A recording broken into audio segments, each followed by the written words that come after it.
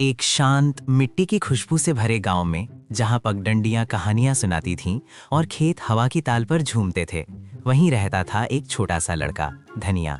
भोला, सरल, लेकिन दिल में अजीब सी चमक लिए हुए। एक दिन खेतों के रास्ते धनिया को झाड़ियों में कुछ चमकता दिखा। वो पास गया तो देखा एक पुराना लकड़ी का ढोल, कुछ अलग, कुछ अजीब, जैसे किसी राज को छुपाए बैठे हों। धनिया ने सोचा, अरे भैया, ऐसा ढोल रोज रोज थोड़े मिलता है। उठाया और फटाफट घर ले आया। लेकिन रात होते ही ढोल ने खुद ब खुद धप धप करना शुरू कर दिया। धनिया का दिल धक धक, आंखें फटी की फटी। अचानक ढोल से लाल धुआं उठा और उसमें से निकला एक नन्हा सा लाल रंग का बौना। मैं हूँ ढोल देव, जिसने मुझे पाया उसे मिलेंगे 3 मौके। धनिया कांपते हुए बोला, पहला मौका मेरी माँ के लिए खुशहाली दे दो।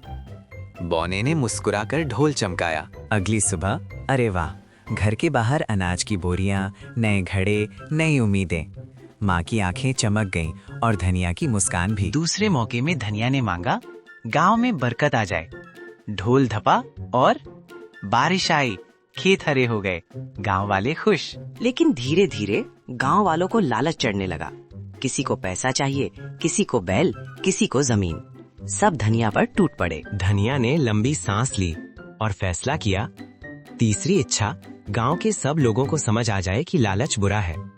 ढोल जोर से चमका, सुनहरी रोशनी फैल गई। गांव वालों को सपना आया, वो सब सोने चांदी के लिए लड़ रहे हैं और अंत में सब कुछ खो देते हैं। सुबह होते ही सबको समझ आ गई। सबने धनिया से माफी मांगी। गांव में शांति लौट आई और ढोल फिर एक साधारण ढोल बन गया।